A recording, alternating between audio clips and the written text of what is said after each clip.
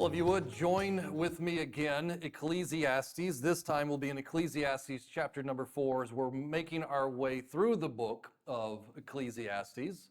And while you're turning there, I want to introduce a new word to you. And I think, because I asked the first service if they had ever heard of this word, and nobody lifted their hands. So it made me feel really good. This week, I read a lot of old commentaries. And I kept coming across a word in these old commentaries, lugubriousness. I had never heard, now, it's not like I haven't heard a lot of words. Even you guys say words to me sometimes. I'll have to ask my wife later, what did that mean? I grew up in North Carolina. I grew up a genuine, bona fide hillbilly in the mountain. I don't sound like it or look like it right now, but my dad was a moonshiner. His dad was a moonshiner. Right? We grew up in the hills. We didn't use words that had more than 10 letters. They say the average American has around 25 to 35,000 words in their vocabulary. I guarantee you my family had probably less than 10,000. I don't think we used half of those. We did what was enough to get by. So as I'm reading books, I come across words like lugubriousness, and I'm like, what in the world is that? And I feel like, I feel like a dummy. I'm like, I'm just a little peasant guy way down here. I'm not used to hearing these highbrow words that are thrown out there that make you sound intelligent. So I had to look it up. What is lugubriousness? And I got to thinking, I guarantee you, some of you probably don't know what lugubriousness means either. So have you ever heard of that word before? Lugubriousness? Oh, there we go. Oh, somebody's looking up. Put your phones away. Put your phone away. This is not the time. You don't need your phone right now. You don't need to be pulling up Google. Lugubriousness. That is going to be the subject of Ecclesiastes chapter number 4. And you say, what is lugubriousness? Well, before I tell you what it means, let me show you what it looks like. I have a photo of a young lady that I'd like to throw up there on the screen there. This lady's name is Tonda Dickerson. And notice how sad she looks. Almost in a fetal position there, sitting at the table, just kind of staring off into space. You can read her face there, if you can see it from wherever you're sitting, and you can just tell that she is not doing well in life. That is the face of someone who is crippled in sadness. And that's what lugubriousness means. It's extreme sadness. And it's excessive mournfulness. Now, you could use the three-letter word sad. That's what I grew up, but that's an easy word. Children could spell that word. And if you want to sound intellectual, you just say lugubriousness. I don't know why I say it with an accent, too, because I don't know, it's one of those words that feels like you're supposed to say it with an accent. It's like, hey, how you doing today? Oh, I am lugubriousness. That sounds more right? It doesn't sound like an English word. It sounds like it should be something else. But the word means excessive sadness. Now, this woman, I have her on the screen here, Tonda Dickerson. The reason I have her up here is because I read her story this week, and I thought, wow, she goes right along with what Solomon is talking about in Ecclesiastes chapter number 4. 25 years ago on a Sunday, March the 7th, 1999, she was at her normal place of occupation, the Grand Bay Waffle House, doing her normal job. She was a waitress, recently divorced. It was a horrible debacle of a divorce. Her life was in ruins and it was spiraling out of control. And she was just trying to make ends meet for her and her children. And she's at work and she's serving a customer that morning that she knew very well because he came in all the time, Edward Seward. And he was a normal guy who came in and got his breakfast at the Waffle House all the time. And like was his common practice, as he was paying and getting ready to leave, he left her a tip. And it was the normal tip that he always gave every single time he came in. It was a Florida lottery ticket. I think you might know where this is going. So she takes the lottery ticket, doesn't really think much about it. She's received many from him over the years. She was holding on to it. And it wasn't until a week later that she realized that lottery ticket was for the $10 million grand prize, the Florida lottery ticket. So you can imagine, she was not looking like that on that day. She was excited and full of joy, thinking that she'll never have to work a day in her life. She had worked it out so that she would receive $375,000 a year for 30 years. She's set. she's good. I can take care of the kids. I can finally get my life back together. I won't have to work in this dumpy place anymore. And I put up with these customers. And so she was very, very happy, but that happiness did not last long. As is often the case in life, when life seems to be like a dice that's thrown out, and sometimes it lands on a good number and sometimes it lands on a bad number, and you never know what's going to be a good day or a bad day, or when you're going to have heartache or going to have rejoicing. It's just life seems to be random in that case. And so one day she's excited and she's full of joy and life's going to be okay from this day forward, but that does not last long, because shortly after this she finds herself in a long drawn out, mean-spirited court battle because she was sued by her coworkers, who argued that since it was a tip, that it should be split upon all of us and that we need to get a portion of that. And so that had to be worked out throughout the court system. And then shortly after that, she was also sued by Edward Seward. That was the gentleman who gave her the tip. His argument was that I bought it, I have the receipt, that's my lottery ticket. If anything, we should at least be able to split it. And so that became a long drawn out court battle as well. Her ex-husband got word of all that's going on, and because he was furious and angry about this, he doesn't want to see his ex-wife doing great in life. In a turn of events, a very tragic turn of events, he kidnaps her. And he decides that he's going to take her out into the countryside and he's going to murder her. He gets her out there, pulls the gun out on her, is about to kill her, and she wrestles with him and is able to get the gun from him, and she shoots him several times in the chest. And this obviously turns into a long drawn-out court thing, as well as they're trying to figure out, was it self-defense or did she murder him or what's going on here? And her life was just constantly living in front of the court system, and it was a struggle. It certainly wouldn't be the last time, though, because the IRS decided they wanted to get involved, and that she had sued the IRS because they were certainly overstepping their boundaries and taking out way more than they were legally allowed to. And it turned into nearly a decade-long court battle between her and the IRS, battling over all of this money issues that she was facing as well. And it turns out over the next so many years, she little by little began to lose all of her friends that she had, the family that she had lived with so many years kind of turning their backs on her, problems, issues on top of issues on top of issues. In fact, there's little to be known about how Tanja is doing today, except for the fact that she currently works as a poker dealer at the Golden Nugget Casino and is struggling just to get by once again. And you kind of think that, how is it that a woman who seemingly, like all of the wonderful things of life, was just dropped in her lap, and in the end it just turned out to where it was just such a struggle for her? Well, that goes right along with what Solomon is going to be talking about in this chapter, when life is sad. Ecclesiastes chapter number 4. And you need to understand where Solomon is coming from, because you read this chapter. This is a chapter that offers no hope. There is no comfort in this chapter. There is no spiritual guidance in this chapter. And you have to understand, where is Solomon coming from as he's writing this chapter? Solomon is in a very dark place in his life at this time. He has wandered away from God. He's in a dark place to where he's just looking at the evil and the sadness and the pain and the hurt that's in the world all around him. And he sees everything as just being hopeless and meaningless, and why even live? And so he is in a very, very depressed state because he is only looking at life from the horizontal, what the earth has to offer. But hopefully, by the time we get done with this sermon today, not with this chapter, but by the time we get done with this sermon, we'll stop looking at the horizontal issues and problems of the world that we live in and have more of a vertical perspective, that life is more than just what's here on earth. There is God, and there is meaning, and there is comfort, and there is purpose, and there is help. Although Solomon at this stage in his life, he is not seeing it.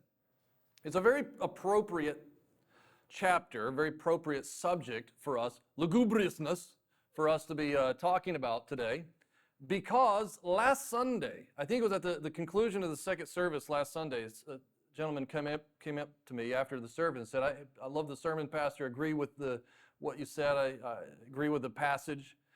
And if you weren't here last week, multiple times in chapter number 3, Solomon talks about seeing that all that God has done is beautiful in its time, and that we should rejoice in the life that God has given us, and that we should take joy in the occupations that we have, and we should live with joy in our hearts for all that God has given us as a gift in this world to live. And that sounds wonderful on the surface. And he said, I agree with that, but I have a question. What if life sucks? What if life is miserable? What if there's nothing that you can find in life that has joy? What if there's oppression and pain and persecution? What about those people? What about evil? What about all the sinners and all the wickedness and all the hurt that exists in the world around us? And I said, buddy, you are right on target. Because come back next week, because that is exactly where Solomon logically is flowing in his mind. He's thinking about life, he's thinking about all that's going on in the world, and then he pauses for a moment, and he logically makes the next conclusion. Well, that's good on the surface, to be happy and to rejoice and to pursue what's good in life and to be happy in life because it's a gift from God. But what if life is genuinely miserable and there's nothing but evil and hurt that surrounds you? What about that? What do you do in that situation? And that is what Solomon is dealing with in this passage here. In fact, there are 7 things that Solomon draws out. He says, these are things that bring sadness to life. Now, there could have been 7 million things that he could have pointed out, but he tends to focus in on a couple of things, handfuls here and there throughout this book. And here are 7 things that bring sadness into one's life. The first one is this: life is sad when you're being oppressed. Obviously, life can be sad when someone is oppressing you, when someone who has an evil heart and evil intentions are manipulating and pushing and misusing you. So he says in verse number 1, then I returned and considered all the oppression that is done under the sun. And look, the tears of the oppressed, but they have no comforter. On the side of their oppressors there is power, but they have no comforter. So Solomon looks around at the world. He looks around at all the hurt represented at all the corners of the earth, and he thinks, those that have money and power, they're misusing it to oppress the weak and the poor. And there's nowhere for them to turn. There's nothing that they can do. It's not like they can tell the government, stop pestering me, leave me alone. If you have an evil king or an evil government that's oppressing your life or bringing persecution or suffering into your life, what can you do about it? And he says, I see this, and it's a miserable thing to see. It breaks my heart. And even though Solomon is wise and powerful and rich, there's nothing that he can do to change what's going on in the world around him. His conclusion, therefore, is this, verse number 2. Therefore, I praised the dead who were already dead more than the living who are alive. I think the NLT words this very clearly when it says, so I concluded that the dead are better than the living. That was Solomon's conclusion. As he looks around and he sees all the evil and the oppression in the world, he says, those that have already died, they're actually better off. Just get it over with. This is, by the way, this is why so many people conclude that the escape is suicide. Life is too hard. The enemies in my life are too much. The oppression is too much to deal with. So just end it. Just die. So Solomon, in this dark spiritual place that he's in his life right now, that's his conclusion as well. You better be off, just die. Get away, you can get away from it. Get away, just die. Worse than that, in verse number 3, notice what he says. Yet better than both is he who never existed, who has not seen the evil work that is done under the sun. Now, that's a really dark place to be. When his conclusion is, there's so much evil in the world, there's so much hurt in the world, there's so many tears in the world. F.B. Myers once said, through all the centuries, tears have flowed enough to float an entire navy. And I think that's a truthful statement if you think about it. Through all the millennia, all the tears that have been shed by all the broken hearts. Maybe even in this room this morning, some of you woke up and it wasn't long after waking up that you found yourself crying just because of the hurt, the pain in your own life. If you took all the tears that are represented in humanity over the millennia. Probably would be enough to float an entire navy, to fill up an ocean. And so he says here, it'd be better if they just didn't exist. If they never came into this world, they wouldn't have seen all the evil and the hurt. They would have never been introduced to the heartache that they're living with. They could die and end it, but it would just be better if they just never existed. You remember the old movie, It's a Wonderful Life? You think of Jim Bailey, and that was kind of his conclusion. He was battling all the struggle and the heartache of what was going on in his town, what was going on in his life, and his conclusion, it'd be better off if I never existed. I just wish that I was never existed. A lot of people come to that conclusion. And so Solomon says, there's too much pain in the world. There's too much oppression in the world. It brings too much sadness in the world. It'd be better off if everybody just didn't exist. He also says, number 2, that life is sad when you envy what other people have. Living your life envying what you don't have, but always wanting what other people have, that leads to a sad life. Verse number 4, he says, again, I saw that for all the toil and every skillful work a man is envied by his neighbor, this also is vanity and grasping for the wind. There's another verse where I think the NLT just gives an extra level of clarity to it. Let me read it. Then I observed that most people are motivated to success because they envy their neighbors, but this too is meaningless and chasing the wind. Envy is a powerful motivation, by the way. I kind of tend to think that a lot of people wouldn't even work if they weren't driven by envy. They see what other people have. They see the big house. They see the cars. They see the nice clothes. They see the types of vacations that people go on, and they want it. They envy that so much. Like, I'm going to work harder. I'm going to get a second job. I'm going to get a different career, maybe a little bit more money. It's not because they wanted a different career. It's not because they wanted a different job. It was because they were unsatisfied with not having what other people have. So they began to envy others, and they lived their life. They were driven by envy. And that's a vicious cycle, by the way. The people that have a lot of stuff in life typically are people who envied what other people had. And so, they became a millionaire because they looked at millionaires like, I want to be a millionaire. I want to be like them. And so they worked really hard to become that. So they drove them to pursue those things and to have those things. And now that they've got it, they're not as satisfied or happy as they thought they would be. But someone lower down on the totem pole begins to look at them and go, man, look at the house that they have. Look at the cars they drive. Look at the things that they do. I want to be like them. And so envy draws them. It's just this vicious cycle that's never ending. Nobody's ever really happy, though. Nobody's ever really fulfilled. They're just chasing each other in this vicious cycle. And Solomon says it breeds ultimately a lot of sadness in life. Look at verse number 5. He says, life is sad when you're lazy. Now, this is the opposite end of the spectrum here. He says, the fool folds his hands and consumes his own flesh. Very similar to what Paul said in 2 Thessalonians chapter 3 and verse number 10. If anyone will not work, neither shall he eat. If you don't work, you're not going to eat. Now, this is the opposite perspective. This is the opposite side here. The people who are living, being driven by envy. I got to have more, but they're never satisfied. So there's sadness there. No matter how much they accumulate over the years, it's never enough. But then you got the guys like, you know what? I don't want to get involved in that. I'm just not going to work.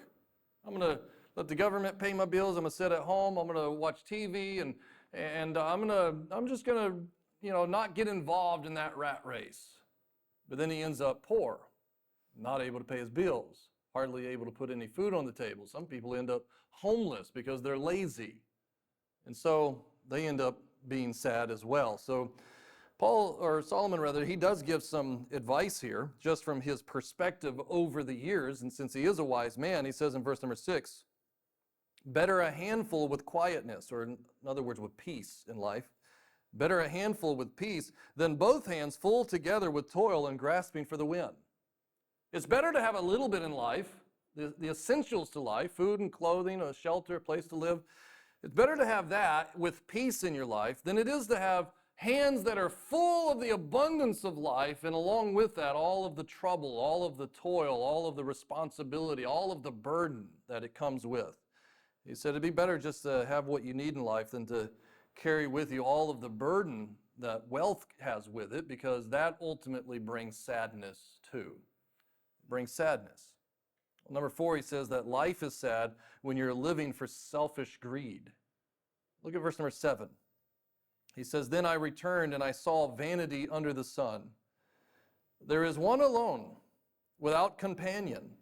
He has neither son nor brother, yet there is no end to all his labors, nor is his eye satisfied with riches. But he never asks, for whom do I toil and deprive myself of good? This also is vanity and grave misfortune." It's grave misfortune because you have an individual who's giving all of their time. They're working 12 hours a day. They're working, as much as they can. They're giving their whole life, body and soul, to their career and to wealth and building their empire and their kingdom and building their name to the point to where they don't have time for family. They don't have time for brothers or sisters, or moms or dads, or their spouse, or their kids, or any friend. They don't have time for friendships. It's all about career building. It's all about, and why is that? It says in the middle of verse number 8, "Yet there is no end to his labors, nor is his eyes satisfied with riches." You can ask the question, when will he have enough? Well, selfish greed is never satisfied. So it's not like he gets to a certain point in his bank account and he goes, "Okay, this is enough. I'm going to cut back now. I'm going to take a step back. I'm going to spend more time with my family. I'm going to spend more time with people I love. I'm going to invest in." No. If you get into that vicious cycle of just pursuing wealth, pursuing power, pursuing the things that are of greed in your heart, there's no end to it. If you live that way, in fact, if you go to work for your selfish ambition, how do you know when you've reached your goal? Because nobody ever does. Certainly you may reach goals, you may get the house that you wanted, you may get some of those things in life that you wanted, but as soon as you've reached that goal, you've already created new goals for yourself because it was never the thing itself that you were pursuing, it was selfish greed. How do you know that you've ever reached your goals in life? You won't. You won't ever reach it. And ultimately what it leads to is a life that is sad and lonely. Greed never gives you fulfillment and joy in life. And this is why in verse number 9 he says that life is sad when you are alone. Living that way leads to loneliness. He says 2 are better than 1, verse number 9, because they have a good reward for their labor. Meaning that the work that they're doing, the effort and the time that they're spending in working is not just for selfish greed. It has a good reward to it. Why? Because they're working now for someone else. They're working for the good of, let's say, their spouse, or the good of their children, or the good of their family, or the good of society, the good of others. It's no longer working is about them, it's about others. It's about companionship in life. He says in verse number 10, "For if they fall, one will lift up his companion. But woe to him who is alone when he falls, for he has no one to help him up. Again, if 2 lie down together, they will keep warm. But how can one be warm alone? Though one may be overpowered by another, 2 can withstand him, and a threefold cord is not quickly broken." So he says, living for yourself, by yourself, as a hermit, does not lead to fulfillment or happiness or joy in life. But there's so much more that comes along when you're not alone, when you're living and loving and serving others. It's such a better way to live. Number 6, life is sad when you refuse to listen to the advice of others. Solomon, as an older man, is reflecting on his youth versus his aged years. He says in verse 13, "Better a poor and wise youth than an old and foolish king who will be admonished no more." The ESV adds there, "Better was a poor and wise youth." I think Solomon is speaking of himself. He's looking back over his life. And notice the contrast in that verse there. Poor, rich, young, old, wise, foolish. He's comparing how different he was as a youth versus how different he is now. As a youth, he wasn't that rich, and he wasn't necessarily that powerful, and he was certainly open to the advice of others. But now he's King Solomon, the aged King Solomon, the world-renowned King Solomon, the wise King Solomon, the richest man in the world, the most powerful man in the world. He doesn't have time for advice from anybody. He is consumed with himself. And notice this happens all the time.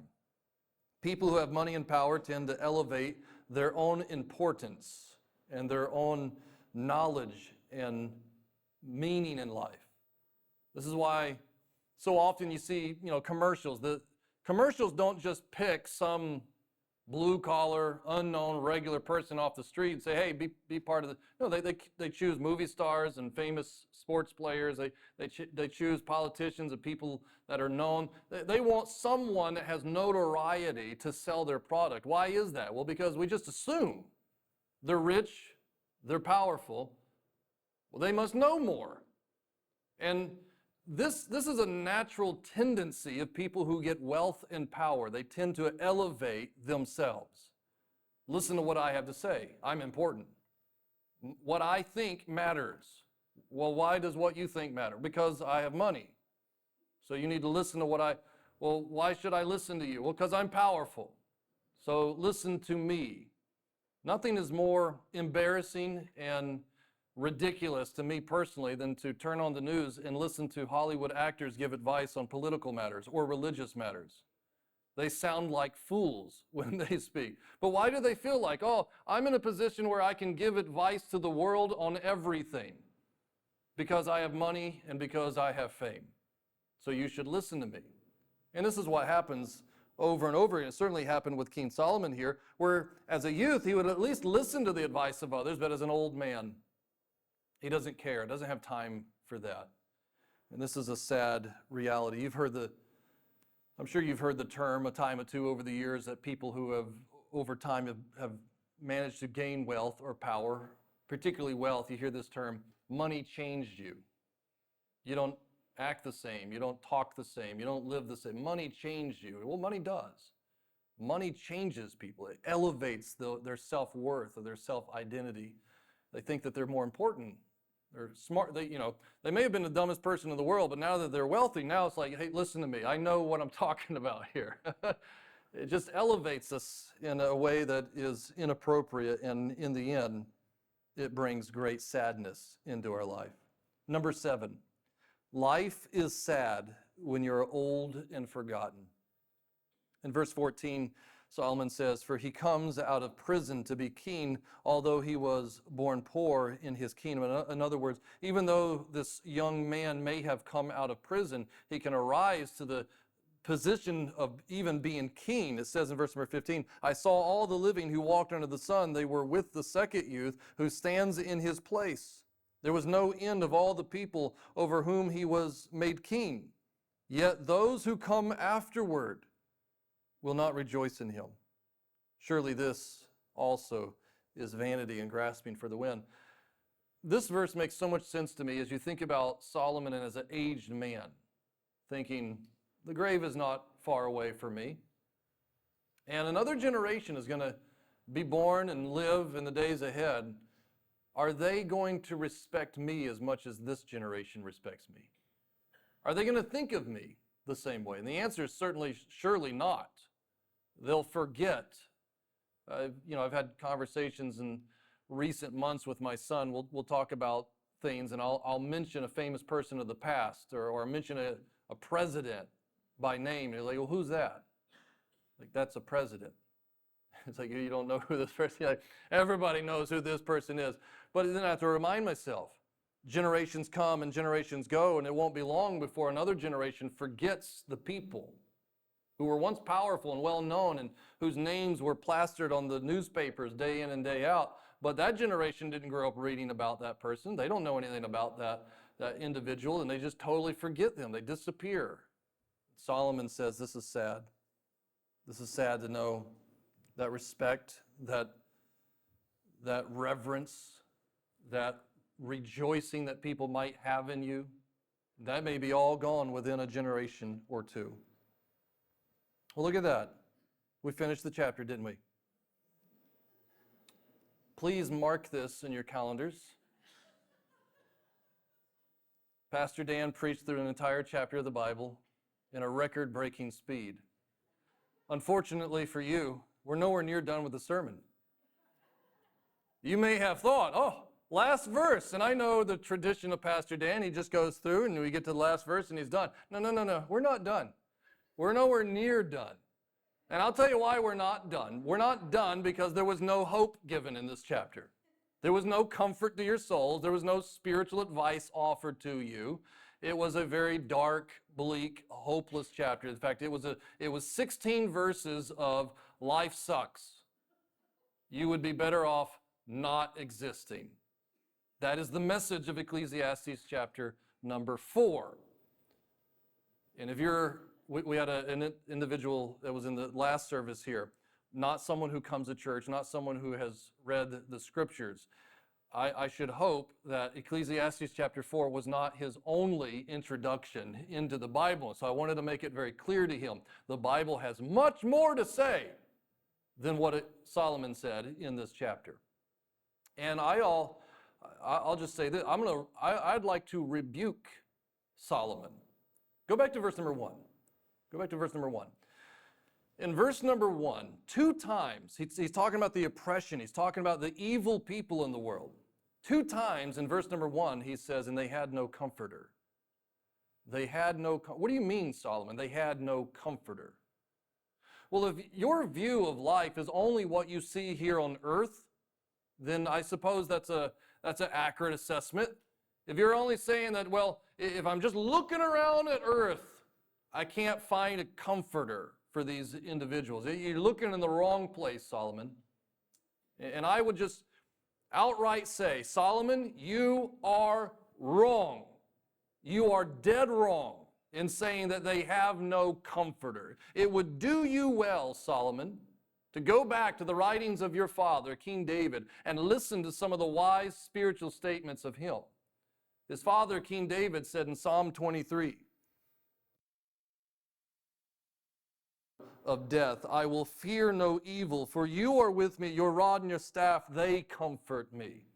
And David said, if I go through the hardships of this life, if I'm in the valley of darkness, if I'm surrounded by the evil people, I will not look into the valley. I will look up to the hills from whence my help comes from. I will look to the Redeemer. I will look to the Good Shepherd. He is the one who will comfort me when there is no comfort to be found down here. It would do Solomon well to listen to his wise father. Even though Solomon was gifted wisdom, in this particular case, David was much wiser. David said in Psalm 119 in verse number 50, this is my comfort in my affliction, not around my affliction, not past my affliction. This is my comfort in my affliction, for your word has given me life. When I don't know what's going on in the world and I can't make sense of what's happening all around me, there's nothing but hardship and there's nothing but sadness and there's nothing but stress in my life, I will choose to go to your word. Your word will comfort me in that affliction. David said in Psalm 119 in verse number 76, let, I pray, your merciful kindness be my comfort.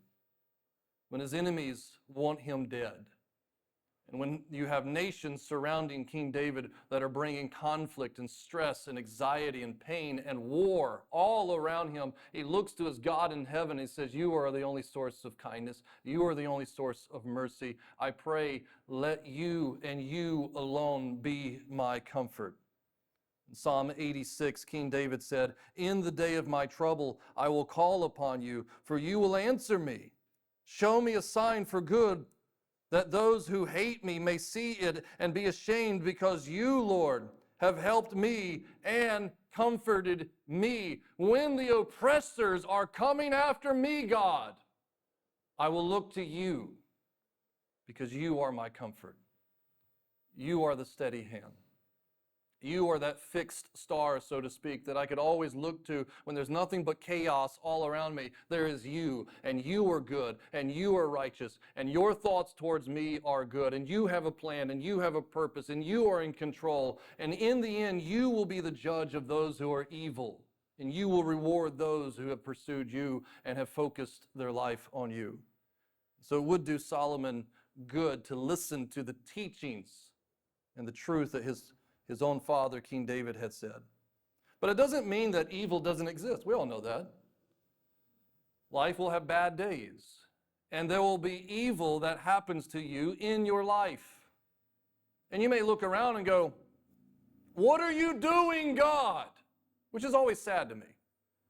It's sad that something bad, something evil, something sinful happens to you, and you blame God? God who is righteous, God who can do no evil, God who can tempt no one, God who is defined in 1 John chapter number 4, God is love. That is who he is. And when something bad happens, you look to God. Say, "What are you doing, God? What are you doing?" I think it's good for us to take a step back and remember from time to time, God is not the author of evil. God did not invent sin. God is not the one who is causing all of the hardship and the pain, although he allows it. He has a plan and a purpose in it, and sometimes he will even use it for the good of others, like he did with Joseph. Joseph told his brothers later on, "What you meant to do for evil, but God meant it for good, to save many lives." God had in his mind, because God is a God of love, he's a God of compassion, and he's a God of concern for the well-being of society. He wanted to make sure that not just the Egyptians had food and were able to live through that horrendous famine that they were going through, but he wanted to make sure that all of the world had a place that they could run to and find food and life, protection to get through those years. And so God allowed something evil, something bad to happen to Joseph so that ultimately good could happen to millions. God will do that, but he's not the author of evil. He's not the one who created it. Now, he can take whatever Satan does and he can twist it and use it for his glory and for his good. This is why in 1 John chapter 4, verse number 4, it says, "You are of God, little children, and have overcome them, because he who is in you is greater than he who is in the world." Satan is in the world, and he is evil, and he is orchestrating evil all around us. But we always have our God who is good that we can run to, because he is greater than Satan who is in the world. I want you to turn to 1 John if you would. I think you ought to read this. 1 John chapter 3. 1 John chapter 3 and verse number 8. Years ago, I preached a sermon entitled, "Where Does Evil Come From?" And I need to pull that out and dust it off and re-preach it a time or two, because it is a question that emerges again and again over the years.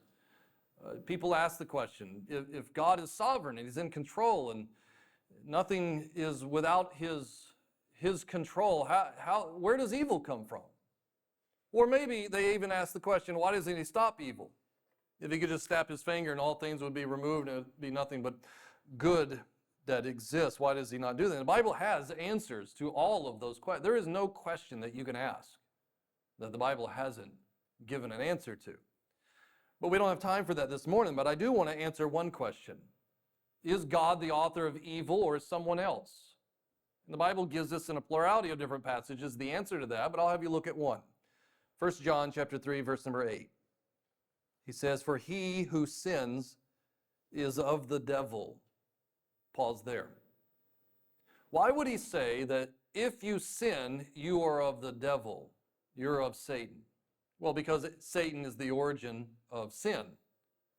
So if you commit a sin, then you are doing something that has emerged, that has come from, that originated with its author. Satan is the author of sin. He is the originator of sin. He is the originator of rebellion. This is why Jesus said that Satan is the father of all lies. No one had told a lie before Satan. He's the one that invented lies. The Bible tells us that Satan is the father of death.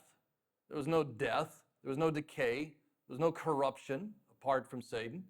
So if you do something that is unholy, if you do something that is evil, if you do something that is sinful, you're doing something of the devil. You're doing something of Satan. That comes from him. No other person. You can't put it on the shoulders of God. It doesn't come from God. He goes on to say, for he who sins is of the devil, for the devil has sinned from the beginning. Well, that's a clear statement there. The beginning of sin draws all the way back to Satan. It doesn't begin with God. Sin begins with the devil. It doesn't begin with God. So he says, the devil has sinned from the beginning. For this purpose, the Son of God was manifested, that he might destroy the works of the devil. So why did God become a man? Why did God manifest himself in the affairs of humanity? Why did God step into the realm of time and space? Why did God put on flesh and walk among us? That he might destroy the works of the devils, that he might reverse the curse, that he might remove all that Satan has brought into his creation. God created everything. And if you remember Genesis 1, at the conclusion of everything that he created, he said, "It is good." And he concludes the chapter by saying, "It is very good." Because everything that God does is good. And everything that God is very good.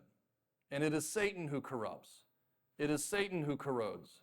It is Satan who destroys.